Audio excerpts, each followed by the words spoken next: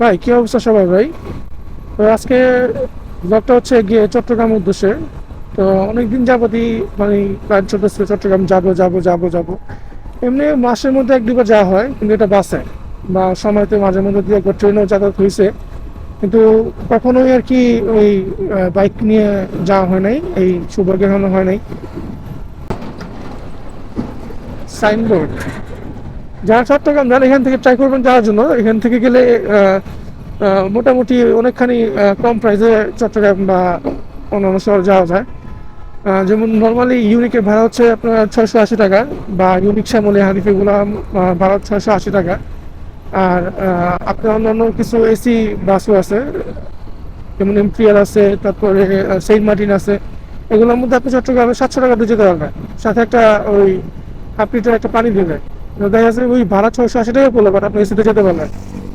এখন এত এসি দরকার নাই শীতের সময়, কিন্তু নর্মালি আপনি ওই যদি গরমের সময় বা নর্মাল সময় যাতায়াত করেন তখন দেখবেন যে সেম ভাড়াই পাচ্ছেন, কিন্তু আপনি এসির মধ্যে যেতে পারতেছেন। আর এরকম না তারা টিকিট দিবে না, না তারা টিকিট জেনুইন টিকিটই দিবে আপনার। ওই এসি বাসগুলো করে কি, যাত্রী সম্পূর্ণ ফিল আপ না হলে লাস্টে এটা এটা এবং এই স্ট্যান্ডটা এবং প্লাস হচ্ছে ওই সামনে যে কি বলে এটা, চিটাগাং রোড বাস স্ট্যান্ড যেটা, ওইটা দুইটাই লাস্ট স্ট্যান্ড ঢাকার মধ্যে। এরপরে আর তারা যাত্রী ওঠানামা করে না খুব একটা বেশি। তো এইখানে এবং চট্টগ্রামে মানে যেটা পাইলো, সরি চিটাগাং রোডে যেটা পাইলো এটা বোনাস। তো এই যাত্রীগুলো তারা ট্রাই করে এগুলো আর কি, ওই মোটামুটি একটা লেভেল বাইকে তারা নিয়ে যাওয়ার জন্য ট্রাই করে আর কি। তো আমিও কয়েকবার গেছিলাম, এটা ভালো লাগছে, অভিজ্ঞতা ভালো ছিল। একটু কম প্রাইসে এসি 700 নেওয়া গেলো। কিন্তু নর্মালি ভাড়াগুলো প্রায় 1,000 টাকার মতো। স্লিপার কোচে আমাকে স্লিপারে বলছিল ভাই স্লিপারে যান, স্লিপারে গেলে 900 টাকা লাগবে। আমি স্লিপারে যাইনি, শুধু শুধু আরো 200 টাকা এক্সট্রা খরচ করার কথা আনি নাই। যদি একদিন উত্তম মঞ্চে যাবো স্লিপারে, যা দেখি এটা সাথে একদিন নিয়ে দেখতে হইব যে স্লিপারের স্বাদটা কেমন লাগে। বাসের মধ্যে শুয়ে শুয়ে যাওয়াটা একটু ভালো লাগতে পারে, জানি না কেমন এটা আর কি। এটা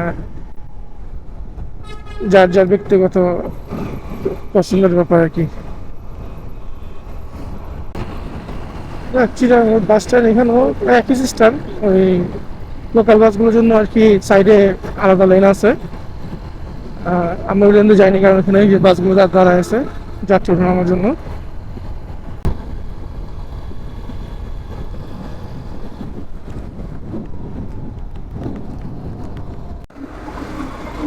মানে আকাশটা একদম, মানে কি বললাম এটা, মানে এত সুন্দর লাগতেছে।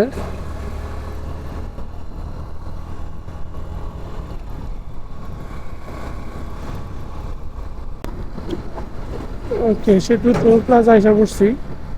এটা হচ্ছে মেঘনা সেতু টোল।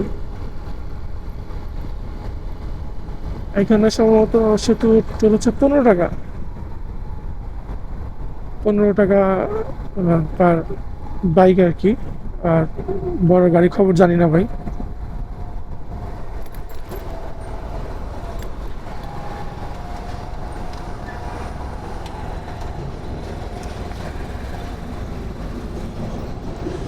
কি 15 টাকা সম্ভবত আছে মনে হয়।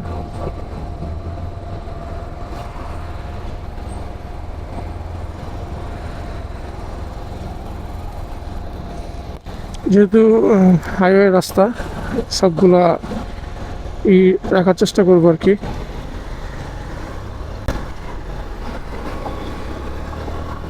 এগুলো কাজে লাগতে পারে, পালাবো না থাক।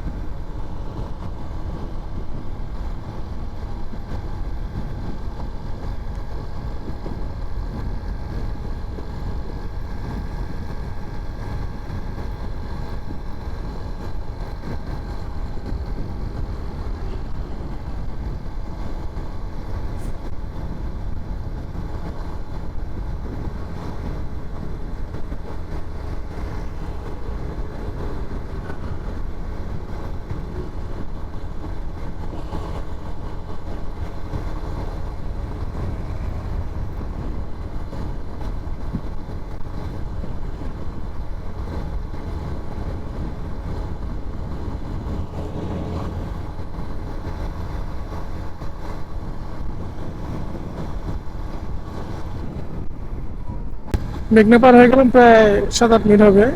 তো এখন সামনে গোমতী, গোমতী সেতু। আমরা লোকাল ভাষা যেটা বলি দাউদকান্দি ব্রিজ, এটা অনেকেই দাউদকান্দি ব্রিজ নামে চিনে। আর নর্মালি নাম হচ্ছে গোমতী সেতু সম্ভবত। বেশি না, বাসা থেকে 250 কিলো, পুরো সম্পূর্ণ পুরোপুরি পারফেক্ট 250 কিলো। স্টেশন রোড আর কি, চট্টগ্রাম স্টেশন রোড যাবো আমি। ওইখানে থাকবো, থাকার চিন্তা ভাবনা আছে ওইখানে আর কি।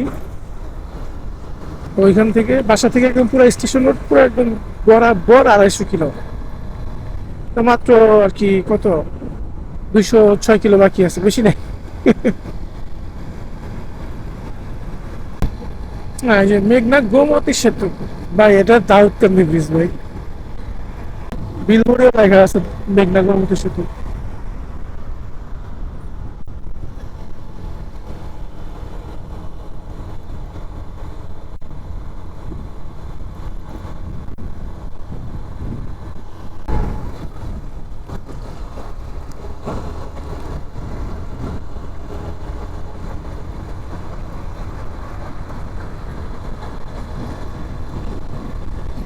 যেহেতু 100 সিসি বাইক, বড় বড় প্রাইভেট কারগুলা বা মানে যারা বাস, বড় বড় গাড়িগুলা সাইড দিয়ে দেওয়া উত্তম। হর্ন দিতেছিল এই লোকটা, ভদ্রলোকটা পিছন থেকে। সাইডে দিলাম ভাই, আগে আপনি যান, তারপরে আমারটা যাওয়া হবে, সমস্যা হবে। হ্যাঁ, আবার কোনো সময় যদি 150 বা 160 হয়, তাহলে হয়তো দেখা যেতে পারে মানে 60 থেকে তখন গতিটা হয়তো 80 থাকবে, নট 100 বা 100+। আমার কাছে ওই ওই ওই লেভেলটা আর কি ভালো লাগে না। নর্মালি আমার কাছে ভালো লাগে না ভাই, একটা হাইওয়েতে 80 পর্যন্তই এনাফ, আর দরকার নাই। আর 60 এখন চলতেছি, 80 চালানো যায় ইচ্ছা করলে, এটাতে একটু মানে চলাচল করা সম্ভব। কিন্তু 80 হলে গাড়ির প্রতি একটু প্রেশারটা একটু বেশি বেশি পড়া যায় আর কি। মানে বেশি না, একটু বেশি বেশি পড়ে যায়, যে কারণে আর কি 80 দিয়ে এটা চলাচল করি না।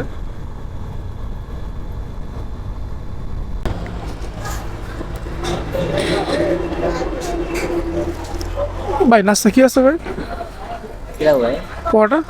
और का ব্যাগটা খুলে দেবো না থাকবে ওদিকে? मैं पाँच फोन যাক, আলহামদুলিল্লাহ নাস্তা করে নিলাম গৌরীপুর থেকে আর কি। গৌরীপুর দাঁড়াইছিলাম একটু নাস্তার জন্য। পরোটা খেলাম, ডাল ভাজি, ডিম, শেষ নাস্তা।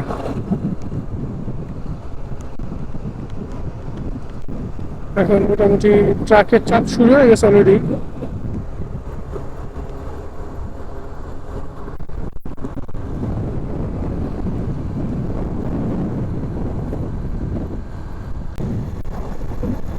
নাস্তা খাওয়ার সময় একটু বেশি লাগছে, মানে মোটামুটি প্রায় আধা ঘন্টার মতো সময় লাগছে আর কি। নাস্তা খেলাম, চা খেলাম, তারপরে রওনা দিলাম। আর বাকি যে ব্রেকগুলো নিবো চিন্তা ভাবনা আছে, ওগুলো শর্ট টাইমের ব্রেক নিবো আর কি। 10 থেকে 15 মিনিটের সময় একটা ব্রেক নিবো।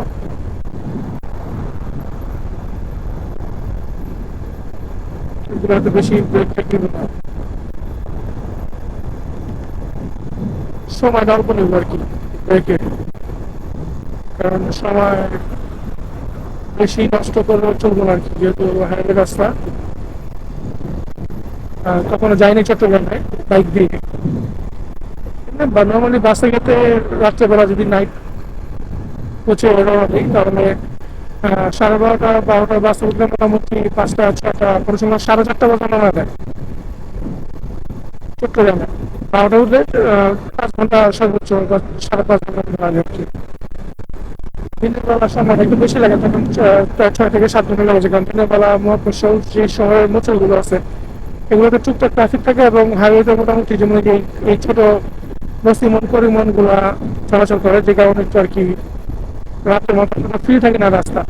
যে কারণে দিনের বেলা যেই বাসগুলো চলাচল করে, এগুলোর সময় একটু বেশি লাগে, 1-2 ঘন্টা সময় বেশি লাগে রাতের তুলনায়। তো বাইকে তো মানে যাত্রা এই আজকে প্রথম, বেশি করে এখন বলতে পারতেছি না এখনো কটা বাজে তার পৌঁছাবো। তবে নর্মালি এক সময় একটা রওনা করতেছে, এখন হয়তো 8টার মতো, 8টার কাছাকাছি হতে বাজে মনে হয়। 8টা বাজে না হলো, মানে 8টার নিচে হবে, কম হবে সময়, তখন 8টা কম হবে, বেশি হবে না। তো এখনো 180 কিলো যেহেতু বাকি আছে, 50 কিলো করে যদি ঘন্টায় রাস্তা অতিক্রম করতে পারি, তারপর মোটামুটি প্রায় 3 ঘন্টা প্রায় সময় লাগবে, 4 ঘন্টার মতো ধরেন। আর 1 ঘন্টা ব্রেক দিলে মোটামুটি 5 ঘন্টা, তো 8টার থেকে 5 ঘন্টা অ্যাড করলে মোটামুটি দুপুর 1টা নাগাদ।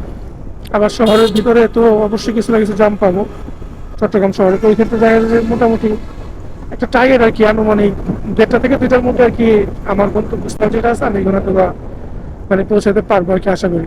এই যে এই টুকটাক জামগুলা শহরের মানে ভিতরে হয়তো পাবো, কিন্তু ওইখানেও টুকটাক পাইতেছে দিনের বেলা, রাত্রেবেলা হলে জামগুলা পাইতাম না আর কি। চান্দিনা শহর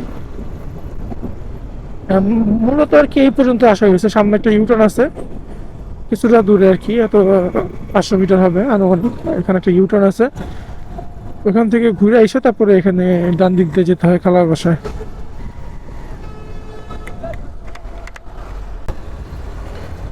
যাক, একটু একটু করে মোটামুটি কুমিল্লা ক্যান্টনমেন্ট এসে বললাম আর কি। একটু জাম পাইলাম ক্যান্টনমেন্টের আগে।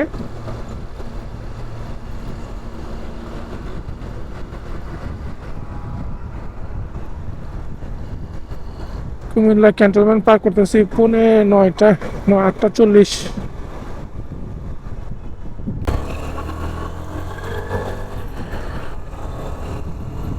ওকে, মোটামুটি 10 মিনিট একটা ব্রেক শেষ, একটু ফ্রেশ ট্রেশ হয়ে নিলাম।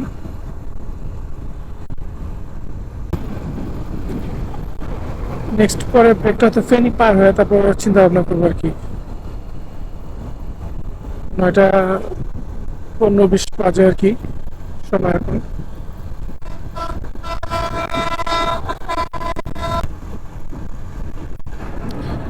ও, আমানগন্ডা বাজার ভাই, খুব একটা চরম ইতিহাস আছে ভাই এই বাজারটা নিয়ে ভাই।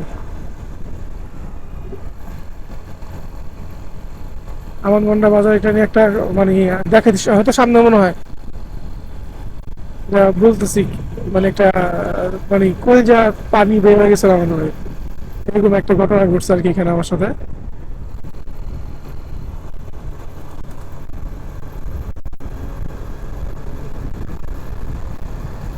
সামনে একটা মসজিদ আছে এবং বাঘ আছে। এই বাঘটার এখানে বাম দিকে হচ্ছে গিয়া আপনার ওই বিজিবি ক্যাম্প, সম্ভবত এই এই মোচরটাই সম্ভবত মনে হয়। একটা মসজিদ আছে এখানে, না এটা না, ওদের সামনে আসবে বা পিছনে রেখে আসি, খেয়াল নাই সঠিক আমার। ঘটনা হইতেছিল গিয়া এটা আনুমানিক সময় আর কি, এটা 2012-13 এরকম সময় হবে, ঠিক বছরটা খেয়াল নাই আমার, হয়তো 12 বা 13, দুইটার একটার মধ্যে হবে আর কি। তো আমার সাথে একটা ব্যাগ ছিল, আমি তখন কাজে ছিলাম, বাইরে কাজে ছিলাম হচ্ছে কুমিল্লা শহরে ছিলাম। তো কুমিল্লা থেকে যাবো ফেনীতে বিকাল টাইম, বিকাল বলতে এই 4টা আনুমানিক। তো ওই টাইমটার মধ্যে আর কি আমি খুব তাড়াহুড়া করে আর কি বাসে উঠছি বলতে কি মানে বাসটা টাইম শেষ, বাসটা ছেড়ে দিবে। তো আমি রিক্সা থেকে তাড়াতাড়ি করে নামছি, বাসটার মধ্যে আর কি উঠলাম। তা আমি উঠার সাথে মানে আমি দূর থেকে হাত দেখাইছি, তো বাসটা থামছে, থামার পরে আমি তো বাসটা খুব তাড়াহুড়া করে উঠলাম। উঠার পরে বাসটা ছেড়ে দেওয়ার পরে ঠিক এখানে কোনো একটা জায়গা আর কি, আমানগন্ডা জায়গাটার নাম, এখানে বিজিবি ক্যাম্প আছে। তো ক্যাম্পের ওই মেন রাস্তায় এই হাইওয়েতে আর কি একদম কম হলো ভাই 20 জন বিজিবি সদস্য, মানে সাথে গান টান সবই আছে, একদম এই টু জেড সব কিছু কমপ্লিট। হুট করে দেখলাম কি মানে সামনে যে গাড়িগুলো আছে, আমার সামনে একটা ট্রাক ছিল, বাসের সামনে একটা ট্রাক ছিল, বাস ছিল মদিনা বাস, যে বাসে আমি ট্রাভেল করতেছিলাম মদিনা বাস ছিল। তো যেমন বাসটা ছিল হচ্ছে কি এই লেনে, ট্রাকটা ছিল এই লেনে ট্রাক, আর আমরা ছিলাম হচ্ছে ওই লেনে। তো এই বাসটাকে থামানোর জন্য ট্রাক সহ থামাই দিছে, প্লাস রাস্তার ওই পাশে আইসা ট্রাক সহ বাসটা থামাই দিছে। আমার কাছে যে ব্যাগটা ছিল, ব্যাগটা মোটামুটি একটু বড় ছিল, তাই ওই মানে লোকাল বাস তো মানে বাসের ভিতরে না নিয়ে বাসের ছাদে ব্যাগটা দিয়ে দিছে আর কি। তো হয়তো কোনো মানে ইনফরমেশন পাইছে, যা হয়তো আমার সাথে কোনো, যেহেতু বর্ডার সাইড এলাকা, এখান থেকে বর্ডার সাইড খুব কাছাকাছি, এই সাইডটা তো বর্ডার খুব কাছাকাছি বর্ডার এখানে। তো যেহেতু বর্ডার সাইড এলাকা হয়তো বৈধ কিছু থাকতে পারে এই সন্দেহে আর কি। তো কোনো হয়তো ইনফরমেশন পাইছে বা ফলস ইনফরমেশন আমার ব্যাপারে দিছে। তো দেখলাম যে খুব তাড়াহুড়া করে ট্রাক্টর সহ বাসটা থামায় দিছে, থামায় বাসটা সাইড করলো। সাইড করার পরে আমি বাসের মধ্যে বসেছিলাম। তো দেখি আহ, দুজন সদস্য উপরে উঠলো, বাসের ছাদে উঠছে। তো বাসের ছাদে ওঠার পরে আমার যে ব্যাগটা, ওই ব্যাগটাই নামাইছে, এবং বাসের ভিতরে দুজন আসছে চেক করার জন্য আর কি। তো বাসের ভিতরে দুজন আসে, তো যখন আমার কাছে আমি পিছন সাইডে, যেহেতু একদম লাস্টের মুহূর্তে বাসে উঠছি, সামনে সিট পাই পিছন দিকে আর কি বসতে হয়েছে। তো সামনে থেকে চেক করতে করতে আসতেছে, যখন উপরে ব্যাগটা পাইছে, ব্যাগটা উপর থেকে নিচের দিকে ফালাই দিছে। ফালাই দিয়ে বলে যে স্যার ব্যাগ পাইছি। তো যখন আমার ব্যাগটা পাইছে তারা, তো ব্যাগ পাওয়ার সাথে সাথে আমি সিটে থেকে উঠে গেছি। উঠে আমি অলরেডি সামনের দিকে হাঁটা শুরু করছি এবং হাইটার নিচে নামছি। কিন্তু বাসের মধ্যে যে দুজন বিজেপি ছিল, তারা কোনো মানুষ চেক করতেছে না, তার সাথে তারা শুধু ব্যাগ চেক করতেছে, মানে ব্যাগ কোথায় আছে। তো যখন নাকি ব্যাগটা ফালাই দিচ্ছে, ব্যাগটা ফালানোর পর নিচে যখন ব্যাগটা ছিল, তো জিজ্ঞেস করতেছিল ব্যাগটা কার। তো আমি সামনে যা অলরেডি দাঁড়াই গেছিলাম, যে বলছি ব্যাগটা আমার। আমাকে জিজ্ঞেস করলো ব্যাগে কি আছে। আমি বললাম ব্যাগের ভিতরে কিছু কাপড় চোপড় আছে এই। বলে আপনি দাঁড়ান। আমাকে দাঁড়া করালো। দাঁড়া করানোর পরে বাস ড্রাইভারকে বললো আপনি চলে যান। তখন আমি আজকে থেকে প্রায় 10 বছর 12 বছর আগের কথা। তখন আমার এজও কম ছিল, 20-21 তখন এজ ছিল, বয়স 20 বা মানে 20-21 হবে না, 19-20 এরকম হবে হয়তো বয়স ছিল তখন।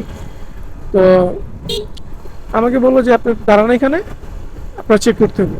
আমি তাহলে বললাম যে ভাইয়া ঠিক আছে চেক করবেন, সমস্যা নেই, আমার সাথে তো বৈধ কিছু নাই, আমার একটু চেক করে আমার একটু ছেড়ে দিলে আমার ভালো হতো, কারণ আমার ফেরিতে একটু কাজ আছে। তো তখন এক বিজেপি সদস্য আমাকে বললো যে আপনি আজকে যাইতে পারবেন কিনা আগে এটা দেখেন, আপনাকে স্যার দাঁড়া করে দেবো স্যার। তো এটা শুনে মোটামুটি আমি অনেকখানি মানে ভয় পেয়ে গেলাম আর কি। আর সময়টা ছিল আসরের নামাজ শেষ মাত্র, মসজিদ থেকে, সাথে একটা মসজিদ বললাম তো, মসজিদ থেকে মাত্র মানে মুরব্বীরা বেরোতেছে। তো বেরোয় দেখে যে না হলো 10-15 জন আমার এই ঘিরা, মানে চারপাশ থেকে ঘিরা, আমার মাঝখানে দেখে চারপাশ থেকে ঘিরা আমার দাঁড়া করে রাখছে ব্যাগ সহ। তো তারা হয়তো ভাবছে অবৈধ কিছু আছে বা এরকম কিছু একটা অকারেন্স করা হয়েছে, যে কারণে কি আমার আটকে রাখছে। তো যে পরে বললাম যে আমি একটু বাসায় ফোন দিই, তারপর যেখানে মনে হচ্ছে ফোন দেন, সমস্যা নেই। তো আমি সাথে সাথে আব্বুরে ফোন দিলাম যে আব্বু এই ব্যাপার, তো ওই আমাকে এইভাবে এইভাবে আটকেছে, চেক করার জন্য। চেক করবো বলছে, সমস্যা নেই, তোর সাথে তো অবৈধ কিছু নাই। আমি বললাম আমার সাথে তো অবৈধ কিছু নাই। তাহলে ভয়ের কোনো কারণ নাই, চেক করতেছে চেক করুন, চেক করতে তো সমস্যা নাই। তো আব্বুরে বললাম, আব্বু বললো ঠিক আছে তাহলে আমি ফোন রাখি। তাহলে আব্বুরে বললাম তো ঠিক আছে রেখে দিই। ফোন শেষ করে এলা বাস ছেড়ে দিল। আমি বললাম ভাই বাসের ভাড়া যা আছে গেছে গা, সমস্যা নাই, তো এখানে দাঁড়ান, স্যার দাঁড়াতে বলছে আপনারা। পরে স্যার প্রায় অনেকক্ষণ পরে, প্রায় 15-20 মিনিট পরে স্যার একটা মানে গাড়িটা ছিল এলিয়ান গাড়ি, ওই private car alien, premium alien একটা গাড়ি ছিল, ওই গাড়িতে করে স্যার আসছে। স্যার আসার আগ পর্যন্ত আমার সাথে কোনো রাফ ব্যবহার করে নাই, কোনো একটা বাজে মন্তব্য করে নাই, যা শুধু বলছে আপনি দাঁড়ান এখানে, আপনার ব্যাগ চেক করা হবে, স্যার দাঁড়াতে বলছে, বাস এতটুকু পর্যন্তই। আর কোনো বাড়তি কোনো কথা তাদের সাথে নাই, আর কোনো খারাপ বিহেভিয়ার তাদের সাথে নাই, মানে তারা করে না আমার সাথে। আমার তো প্রশ্ন আসে না, আমার তো কল যে এমনি পানি নেই, কী ব্যাপার আমার খারাপ করে এলো। তো তারা আর কি ওই স্যার স্যার তখন আসলো, আসার পরে বললো মানে একজন যেই এই লোকগুলোর মধ্যে, বিজিবি সদস্যদের মধ্যে একজন যে মানে হেড ছিল, উনি স্যারের কাছে গেলো, বললো স্যার ব্যাগ সব পাইছে স্যার। তো স্যার আসলো, আসার পরে বললো ব্যাগ, আমাকে বলে যে ব্যাগটা খোলেন। স্যার আসছে, এর এক পর্যন্ত কেউ ব্যাগে হাতও দেয়নি, তারা শুধু ব্যাগটা জাস্ট শুধু নামায় রাখছে আমাকে সহ, ব্যাস এতটুকু পর্যন্তই। তো বললো যে ব্যাগটা খোলেন। স্যার দাঁড়া ছিল সামনে, যে বিজিবির ওই যে 15-20 জন কর্মকর্তার মধ্যে যে একজন মেন ছিল, তাকে বললো যে, সে আমাকে বললো যে ব্যাগটা খোলেন আপনি। ব্যাগটা খোলার পরে ব্যাগের মধ্যে কোনো অবৈধ জিনিসপত্র, কাপড় ছিল, কিছু স্যাম্পল ছিল আমার ব্যবসায়িক কাছে, এগুলা ওই দেখার পরে মানে কিছু মানে আমার ব্যবসায়ী কিছু স্যাম্পল পাইছে, তো বললো এগুলো কি ইন্ডিয়ান, এগুলো কি ভারতের? বললাম না, এগুলো আমাদের লোকাল দেশের, এগুলো আমাদের লোকাল তৈরি, এগুলো আমাদের দেশের গার্মেন্টস এগুলা। তো তারা বলার পরে সে ব্যাগ চেক করার পরে তারপর সে আবার চলে গেল আমাকে দাঁড়া করে স্যারের কাছে গেল, যা কথা বললো। মানে প্রায় 5-7 মিনিট পরে আসলো, আসার পরে বললো যে ঠিক আছে আপনি ব্যাগ গুছান। তখন প্রায় সন্ধ্যা, মানে মাগরিব হয়ে গেছে সময় আর কি। আসলে আমাদের পরপর দিয়ে ওই যে অত সময় মোটামুটি মাগরিব বেড়ে গেছে আর কি। তো বললো আপনি ব্যাগ গুছান। তো যখন আমার ব্যাগ গুছাতে বলছে, তখন আমি এতক্ষণ খুব ভয় ছিলাম, জাস্ট কথাটা তো বলে ফেললাম, মানে 2-4 মিনিটের কথাগুলো বলে ফেললাম। ওই সময়টা আমার লাইফের কিভাবে কাটছে আর কতটুকু মানে ভয়ের সাথে আমার সাথে কাটছে আর কি, এটা আমি বলে বুঝতে পারবো না আর কি। তো পরবর্তীতে আর কি যখন বললো ব্যাগটা গুছান, তখন আমার মানে জানাইছে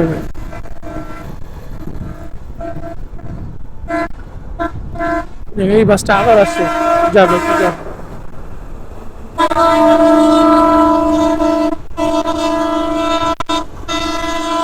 দেখলেই বোঝা যায় যে অটো ড্রাইভার ছিল, এতক্ষণ হর্ন দেয় নাকি বোকা, এত হর্ন দেয় বলে হাইওয়েতে বলে বসে এত হর্ন দেয়। ঢাকা চট্টগ্রাম কক্সবাজার হিনো মানে লোকাল বাস আর কি। যাই হোক পরে আমাকে বললো ব্যাগ গুছান, তো আমি ব্যাগ তাড়াহুড়া করে গুছাতেছিলাম। তো ওই বিজিবির যে একজন সদস্য ছিল, মেইন সদস্য, উনি 2জনকে রাইখা বললো আমার সামনে দাঁড়া ছিল, বললো আপনারা 2জন দাঁড়ান, ওনাকে বাসে উঠাই দিয়ে তারপর আসবেন। তো মানে এটা শুনে একটু মনের মধ্যে আর কি মানে একটু ভালো লাগবে আর কি, ভয়টা একটু কাটছে আর কি, যে না ঠিক আছে আমাকে চেক করা শেষ, এখন আমাকে বাসে উঠে দিলে আমি চলে যাবো। তো বাকি সদস্য সবাই মানে এটা বলার পরে স্যার চলে গেছে, যে মেইন স্যার ছিল ওই গাড়ি দিয়ে আসছে, স্যার চলে গেছে, প্লাস বিজিবি বাকি সদস্যরা হাইটে চলে গেছে ভিতরের দিকে। শুধুমাত্র 2জন সদস্য ছিল আমার সাথে দাঁড়ায় ছিল, বললো আপনি ব্যাগ গুছান। যখন নাকি বললো ব্যাগ গুছাতে, তো আমি খুব তাড়াহুড়ো করে ব্যাগ গুছাতেছিলাম। তো তখন একজন সদস্য আমাকে আমার দিকে তাকে হাসি দেয়, বলে যে ভাই আপনি আস্তে ধীরে ব্যাগ গুছান, কোনো পেরেশানি কোনো কারণ নাই, আপনারা আমরা ব্যাগে মানে ব্যাগ বসানোর পর আপনাকে বাসে উঠায় দিয়ে তারপর আমরা যাবো এখান থেকে, স্যার এখানে বলে দিচ্ছে আমাদের, আপনি আস্তে ধীরে কাজ করেন। তো আমার তাড়াহুড়ো দেখার তো সেই কথা বলছে, কিন্তু আমার তো তখন ভাই কি যে একটা অবস্থা। তো যাই হোক পরবর্তীতে ব্যাগ গুছালাম, গুছানোর পরে আর কি একটা বাসে উঠা দিল। বাসটা ছিল হচ্ছে গিয়ে সিলেট থেকে চট্টগ্রাম হয়ে কক্সবাজার যাবে, একটা লোকাল বাস। আরে ভাই মানে যেখানে আমার ওই যতটুকু আমানগোনা থেকে ফেনীতে আসতে সময় লাগতো 30 থেকে সর্বোচ্চ 30 থেকে 40 মিনিট, যে বাসটাতে আমি উঠছিলাম, ভাই রে ভাই 2টা ঘন্টা লাগেছে ভাই, এমন লোকাল বাস প্রায় 2টা ঘন্টা 1.5 ঘন্টা প্লাস লাগেছে সময়। বাস যায় না কে ভাই, ট্রাক ওভারটেক করে চলে যায় বাসের, ভাই কি একটা অবস্থা। মানে বাসটা সকাল 7টা বাজে বলা ছাড়ছে সিলেট থেকে, সে সন্ধ্যার মানে মাগরিবের পরপর এসে পৌঁছেছে এই কুমিল্লাতে, সে যাবে কক্সবাজার। ভিতরে যে যাত্রীগুলো আছে ওরা কি অবস্থা আল্লাহ জানে। যে পরবর্তীতে ওই ওই মানে ঘটনাটা আর কি, এটা লাইফের একটা মানে মজাদার বিষয়, শিক্ষণীয় বিষয়। এরকম পরিস্থিতিও পড়তে হয়, পুরুষ মানুষও জন্মাইছি, রাস্তাঘাটে চলতে হলে অনেক কিছুই দেখে চলতে হয়, নতুন নতুন অভিজ্ঞতা হয়, এটা করার কিছু থাকে না অনেক সময়। ফেনী 22 কিলোতে এখনো বাকি আছে। 6টা 15-তে মতিঝিল থেকে ঢাকার থেকে চট্টগ্রাম উদ্দেশ্যে রওনা দিয়ে মোটামুটি 10টা 10:15, মোটামুটি কয় ঘন্টা, 4 ঘন্টা লাগছে ফেনীতে আসতে। প্লাস এর মাঝখানে নাস্তা খেলাম, 2বার ব্রেক দিলাম। মোটামুটি খারাপ না, ভালো সময় গেছে, ভালোই সময় কাটছে। ফেনী মহিপাল শহর।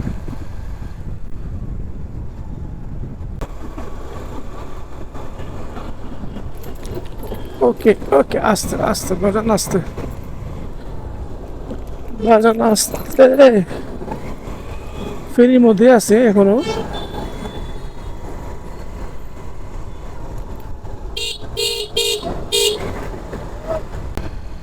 সামনে বাজার, ঠিক আছে বাজার বুঝলাম, বাজার থেকে চা খাওয়া দরকার, আমি বাজার এখন আমি লেফটে ঢুকে যাবো অবশ্যই। আমি তো এখন হ্যাঁ তো থাকবো না, আমি একটু চেষ্টা করবো একটু ভিতরের দিকে যাওয়ার জন্য। হ্যাঁ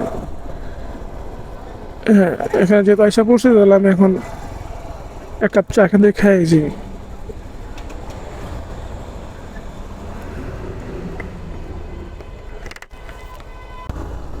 10 মিনিট একটা ব্রেক নিলাম। এখানে হাইওয়ে পুলিশের চেকপোস্ট চলতেছে।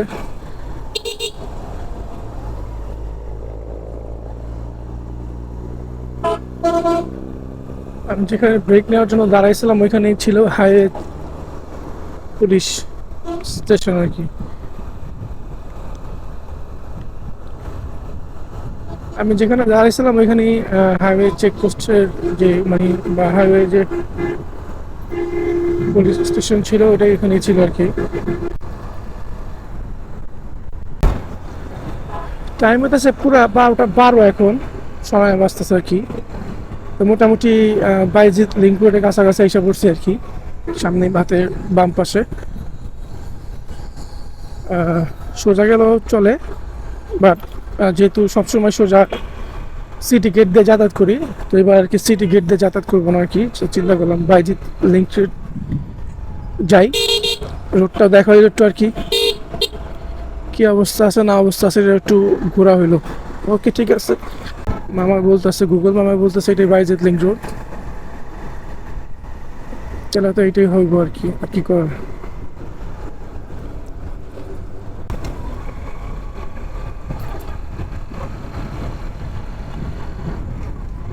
ভাই সিরিয়াসলি ভাই জায়গাটা আসলে খুব সুন্দর ভাই।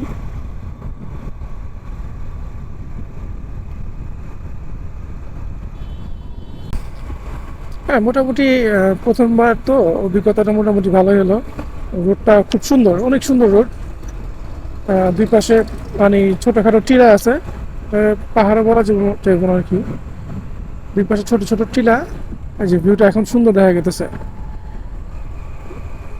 দুই পাশে টিলা, মাঝখান দিয়ে রোড আর কি। মানে মোটামুটি বলা চলে এটা ভুল হয়েছে আর কি এখান থেকে আসাটা। আমি জানি না এটা ওই রোডটা দিয়ে আর কি ঢুকাই দিব। এটা হচ্ছে ওই ফলপট্টির মতো আর কি, কাঁচা বাজারের আলাদা আর কি এটা। তো ঠিক আছে, গাড়ি পার্ক করি আর ব্লগটা এখানে শেষ। আমি এখানে যাবো আর কি, যেটা হচ্ছে মসজিদ, মসজিদের কি বলে এটা হচ্ছে মসজিদের ইটা পুকুরটা। আমার এটা হচ্ছে গোলাম রসুল মার্কেট আর কি, এটা হচ্ছে গোলাম রসুল মার্কেট। আমার এখানে কাছে যে গোলাম রসুল মার্কেটের লোকেশন দিয়েছিলাম এখানে আসছে, আমার কাজটা এখানেই। আমি হয়তো এই পাশে গাড়ি কোথাও পার্ক করব, পার্কিং স্লট আছে এখানে মার্কেটেই, এখানে তো কোথাও গাড়ি রাখবো আর কি। ঠিক আছে, ইনশাল্লাহ তো নেক্সটে কোনো ব্লগে দেখা হইতেছে আর কি।